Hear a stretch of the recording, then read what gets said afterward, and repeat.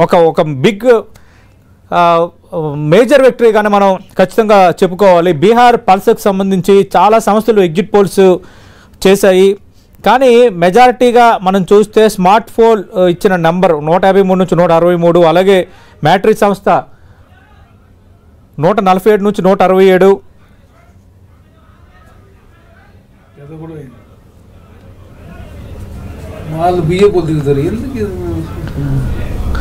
Right, మరిన్ని వివరాలు ఢిల్లీ నుంచి మా ప్రతినిధి గోపి అందిస్తారు. గోపి, బీహార్లో ఊహించిన దానికంటే ఎంత భారీ విజయం సాధించడం పట్ల ఎన్డీఏ ప్రధానంగా భారతీయ జనతా పార్టీ స్పందన ఎలా ఉంది? కాంగ్రెస్ పార్టీ ఏమంటుంది ఓటమిపై?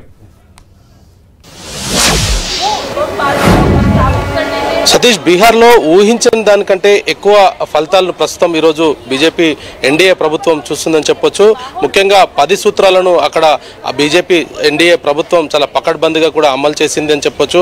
ముఖ్యంగా యువతకు సంబంధించి నిరుద్యోగం పైన కూడా 1 కోటి ఉద్యోగాలకు సంబంధించి కావచ్చు, అదేవిధంగా మహిళలకు స్వయం శక్తిని కల్పించడంలో కావచ్చు, రాష్ట్ర అభివృద్ధికి సంబంధించి కావచ్చు, అదేవిధంగా రోడ్స్ ఏదైతే గతంలో భిన్నంగా ఈ బీహార్లో ఉన్న అభివృద్ధికి పట్టం కట్టారనేది కూడా మనకు చాలా స్పష్టంగా అర్థమవుతుంది. అదేవిధంగా బీహార్లో మొదటి నుంచి కూడా ఎన్నికల సరళికి సంబంధించి కావచ్చు, ప్రజల Bharatiya Janata party, JDU, NDA కూటమికి ఉన్నాయన్న విషయం మరి 2 నెలల క్రితం నుంచే స్పష్టంగా మాకు అర్థమైంది.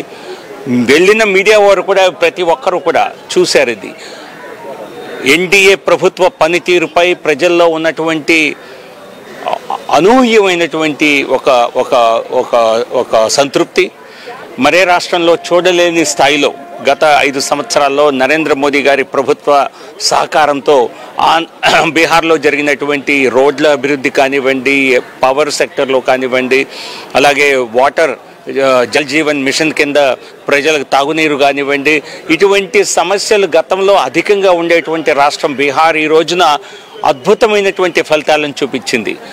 మరోవైపు కేంద్ర ప్రభుత్వ పథకాలు, నరేంద్ర మోదీ గారి పథకాల అమలు, అలాగే రాష్ట్ర ప్రభుత్వం కేంద్ర సహాయంతో రాష్ట్ర ప్రభుత్వం అమలు చేసినటువంటి పథకాలు, ఇవన్నీ కూడా ప్రజలకి మరోసారి ఎన్డీఏ ప్రభుత్వం, మరోసారి ఎన్డీఏ సర్కార్ అనేటువంటి వారిలో ఒక స్థిరమైనటువంటి ఆలోచన కలుగజేశాయి. ప్రతిపక్ష ఓటర్లు కూడా ప్రభుత్వాన్ని, ఎన్డీఏ కూటమిని విమర్శించే పరిస్థితి ఎక్కడా బీహార్లో కనిపించలేదంటే మరి ఎంత పాజిటివిటీ కింద ఎన్నిక జరిగిందో అర్థం చేసుకోవచ్చు. అందుకే ప్రజలు సాధారణంగా ఉండేటువంటి కులాల ప్రభావం అని చెప్పి బీహార్ అంటే కేవలం కుల ఆధారంగా ప్రజలు ఓటేస్తారనేటువంటి ఒక అపవాదు ఉంది.